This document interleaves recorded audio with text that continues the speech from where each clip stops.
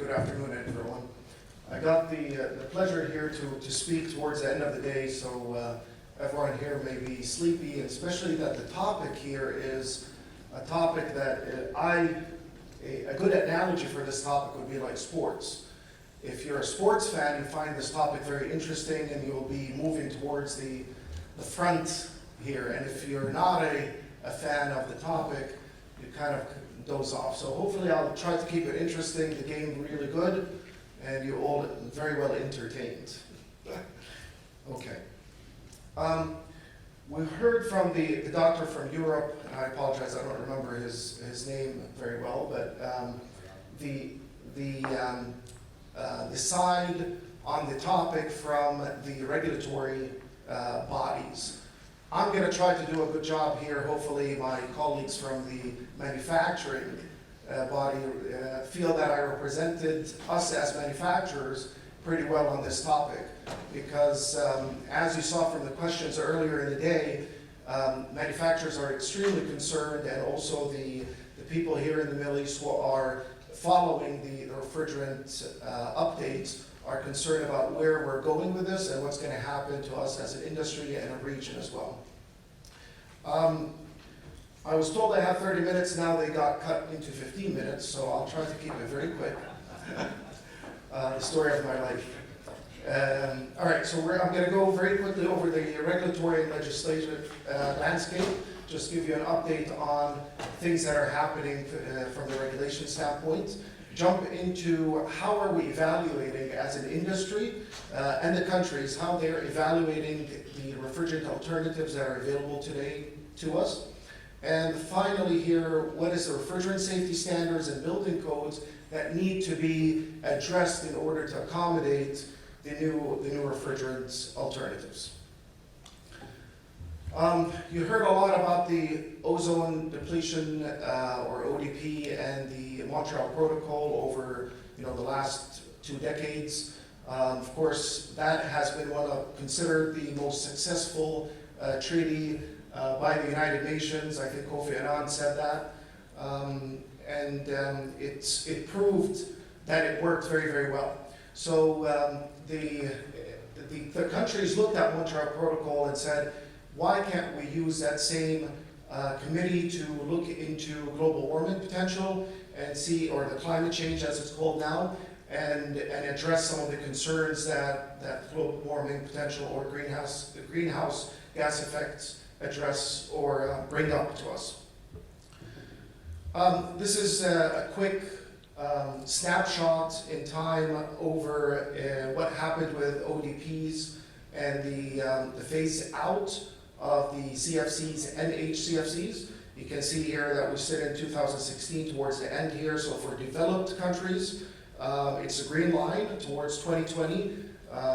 You will no longer, as a manufacturer, be allowed to produce new equipment with CFCs or HCFCs. Of course, CFCs were sooner phased out than the HCFCs. So these are for HCFCs, sorry, R22 and 123.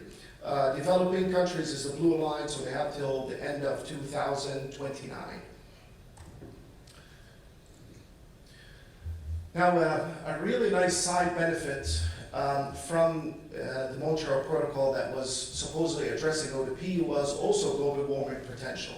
So you look at this graph here and you see that at some point in time towards the probably end of the 80s, the GWP production was at its peak. As we started phasing out and phasing down actually the CFCs and the HCFCs, those especially the CFCs had very high GWPs as well as ODPs. So you can see here in this graph that as we started phasing down CFCs, GWP started dropping as well. So we're looking at 2005 and beyond here, we dropped almost the 10th of where we were initially back in at the peak in the late 80s. How much of the problem are the HFCs? Okay, and we're talking about global warming potential here. This is one graph by the US EPA. There are many, even the EPA, and you'll notice that throughout my presentation that this graph may change slightly. but that depends on when that study was done, what year. It changes a bit, these numbers. I'm not sure why the values are not showing here. They were showing on my slide. But I can tell you that the big pie chart here in the dark blue is around anywhere from 80 to 85%. On this slide here, I think it was 84%. Okay, and the smaller portion in orange there and in bold was supposed to say 2%. Okay, that 2% is coming from HFCs. Okay, so from the entire 100% of the effect on global warming potential, 2% are coming from HFCs. And there's a note here that's pretty important. I'm going to read it out because of it's important. This is assuming that total greenhouse gases, GHGs, all gases venting or vented to the atmosphere. We all know that is chillers, air conditioning equipment are not designed for the gas or the refrigerant to be vented into the atmosphere, unlike CO2. You look at any power plants, you see the CO2 being, the exhausts going up in the sky or the atmosphere. HFCs are not designed to do that. Now you have different applications that do leak more than others. However, that's what we're going to be addressing here, and luckily these numbers do show. Okay, so from the air conditioning industry, now taking that 2% that we're looking at out of the 100%, that 2% is split into 3 major categories. You can see a lot more than the 3, but the biggest 2, one is the large retail food, which is the light blue, that's around 31%. Okay, those are your big refrigeration rooms with a lot of piping, a lot of leaks, the way they were designed, older technology, so a lot of leaks in those systems. Small unitary ACs, just the way we saw on Jim's slide, how they're being maintained, what are people doing when someone rides on their window unit. You would expect some breakage in welds, and you can expect a lot more leakage, where you don't see that hopefully on bigger systems that are maintained by some of the more experts. The third one on here is the yellow, which is the 16%, the mobile vehicle air conditioners. Okay, those are your trucks that are transporting eggs, transporting vegetables and fruits and so forth. Those trucks are on the road, a lot of the time. They're going over, very difficult, experiences on the road, so they see bumps and humps and ditches. So the maintenance of those vehicles as well is not as good as stationary air conditioning. So you would expect also significant leakage in them.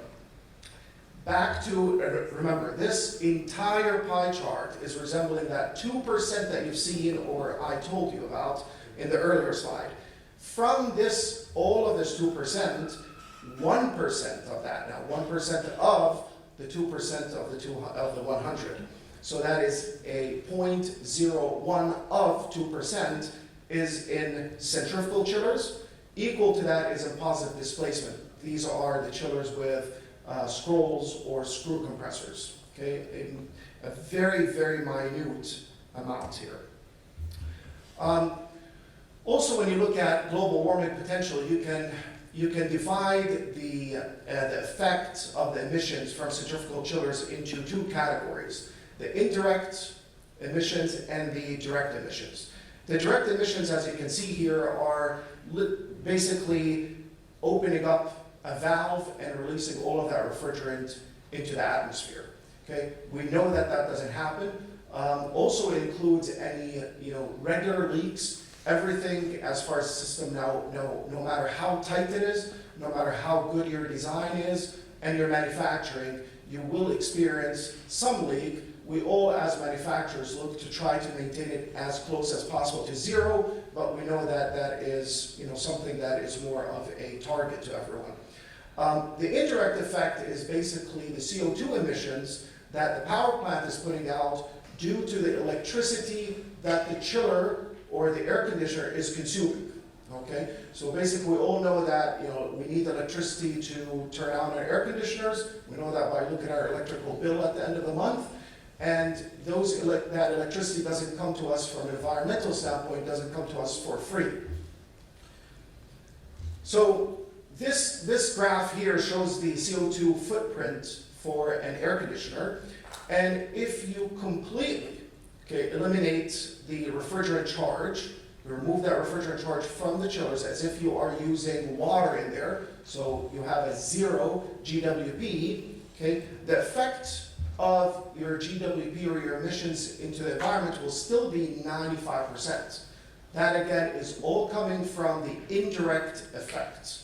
So indirect effect is 95%, direct effect is 5%. So again, we'll go back to the pie charts to put things into more perspective.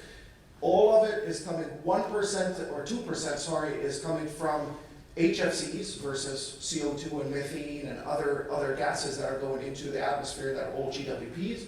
From that 2%, when you look at it, 1% of that is coming from centrifugal chillers, another 1% is coming from positive displacement.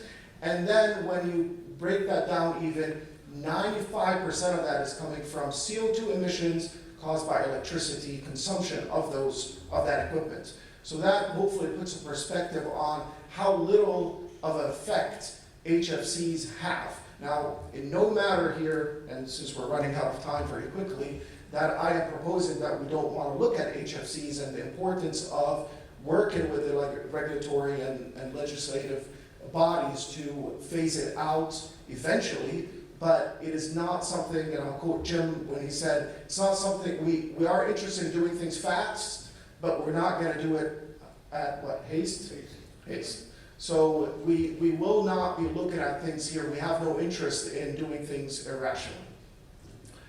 Going through these really quick, I'm going to look at three, I think there are three, European Union, Japan, and the US. Here's the European Union. What they did was, starting in 2010, they started eliminating HFCs, the 134A in mobile air conditioning, which accounted for around 25 to 30% of their overall need or phase down of HFCs. Later on, they're going to account for another around 30% coming from commercial refrigeration. And another around 10% to 15% from small charge systems, less than 3 kilograms. And what is left is just a bit over 20%, and that is coming from the entire stationary air conditioning industry. So basically that includes chillers and others. So there's very little pressure right now in the F-gas regulations to really affect the HFCs in chillers. Japan, what I'm going to get out of this is just the last 2 year regulation became effective in April 2015, and the overall target is 50% reduction in CO2 equivalent, which is basically HFCs and more, by 2025. SNAP, which is a significant new alternatives program by the US EPA, it had a change of status or delisting rule in July 2015, and that included everything that you can see here on the left: aerosols, motor vehicle air conditioning again, retail food and beverage. So again, just like we've seen on the European side, you're seeing also on the EPA SNAP, and phones. These are being addressed at different times. So if we take motor vehicles just as an example, since I don't yet want to read everything out, HFC 134A is going to be phased out by mid-year of 2021. CFCs and HFCs containing blends by 2017. So for HCFCs in the US, you have till 2019. In this case here, they're voluntarily even taking it further. Also, what happened the last 12 months in the US? The 3 bullets that I want to point out here are the last ones here. The second EPA SNAP proposal to stop production of new equipment using HFCs after 2024 or 2025, that has not been decided on. As manufacturers, We proposed 2025. Surprisingly, we saw that it was 2024. It's still in discussion. We'll determine what's going to happen later on. Progress towards HFC amendment to reduce HFCs through the Montreal Protocol. So this is what we've been talking about throughout the day, working with the Montreal Protocol Committee to see the right phase down and phase out eventually of HFCs and the right timing for that, looking at the alternatives. We also introduced the 2L refrigerant category. I'm going to talk about that later here. All right, so the different alternatives that we have three categories for chillers. Okay, the high pressure, which are basically your scroll compressors that go into, and I'm sorry, I'm talking chillers, but it's all air conditioning. Scrolls go into some type of chillers, these smaller capacity chillers. They also go into VRF and UPG and other light commercial equipment. Those are the high pressure scroll compressors. Medium pressure are also positive displacement, but they are the screw technology compressors that are like the HFC 134A and HCFC R22 or 22 that is being phased out again. And then the medium and low pressure, the HFC 134A and HCFC 123, that's in your centrifugal chillers, the high-end, high or large capacity. This is trying to capture in one slide all of the refrigerants that are available to us today. The refrigerants that we've been using, the refrigerants that the companies, refrigerant companies made available to us, with their benefits, with their negatives, everything on here. The three major refrigerants that we're pointing out on here are the ones that are in the blocks. All the way far to the left, bottom left, is the R123 that is used in centrifugal chillers. It is being phased out, okay, but it has been used. 134A is right there in the middle. It's used for screws and for centrifugal equipment. Okay, and then the 410A is used for high pressure equipment scrolls. Okay, some of the alternatives, let's capture each one at a time. I just want to point out that there's a line here that crosses diagonally, and that line kind of breaks up this graph to a lower part and a upper part. The lower part is everything that is a flammable refrigerant. So for example, if you look at 410A, because it's just so easy to point that one out, if we decided that we are going to phase out HFC 410A, we do not have an alternative today that is a non-HFC that is non-flammable. Okay, so R32 is one option. You've got other options as well, but all of these options or alternatives that are available to us as an industry today are flammable. 134A has other alternatives, but also some of them are flammable, and so forth. We'll capture each one here separately. This one here is for centrifugals. Okay, 134A is the dominant refrigerant that is used today for centrifugal chillers. As you can see here on the y-axis is the efficiency, and on the x-axis is the capacity.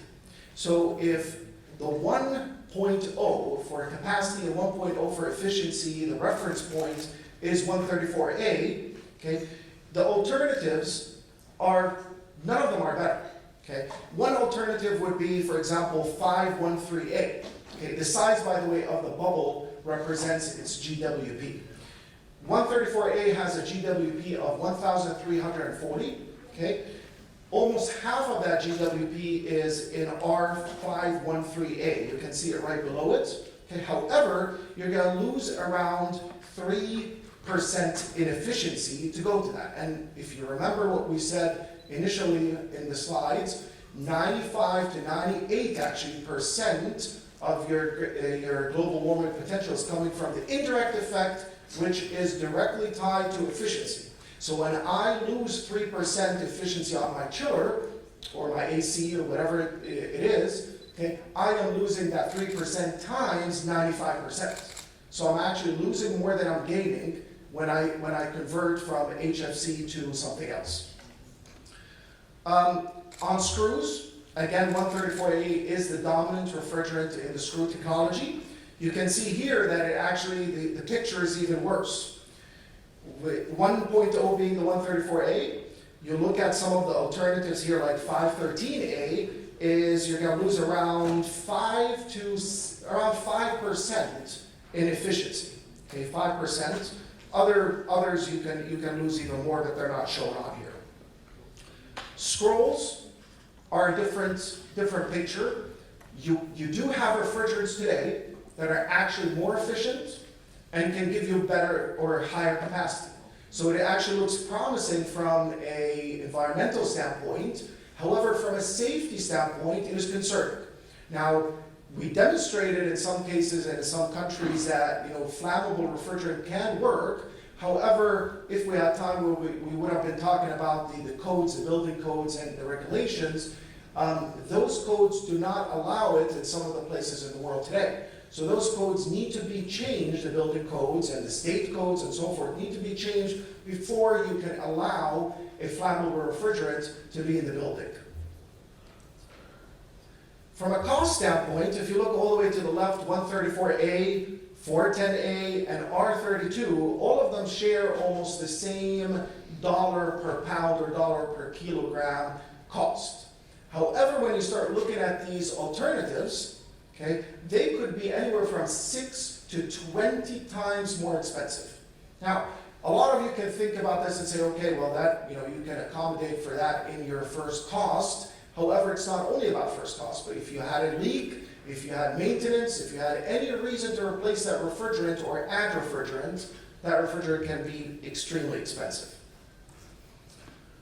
All right, going to be moving a lot quicker. This is the pie chart again that was not showing the numbers. This one here does show the numbers. However, it shows slightly different numbers because of the different time it was captured or the study was done. The CO2 emissions account for, on this one here, 76%. F-gases, okay, are 2%, again, still consistent, 2%. 95 to 98% of your greenhouse effect or your global warming is coming from the indirect. Now, when you put this on a chart, and this chart I find particularly interesting, all the way to the right is the HFCs. In this one here, it shows 98%. You can look at it as 95%, not a big deal. And then 2% coming from the direct. Overall, you're anywhere somewhere in between 3.0 and 3.5 to more towards a 3.3 million tons of CO2 in emissions, direct and indirect. Now, when you compare that to HFOs, which have basically zero direct effect, but all indirect, when you move towards some of the less efficient alternatives, you're going to see that your overall emissions or your overall effect on the environment actually increased. It's something that we do not want to do. Okay, on this one here, historically, from an ASHRAE and ISO standard standpoint, we had 6 categories. From a flammability standpoint, we had the non-flammable, lower flammability, and higher flammability.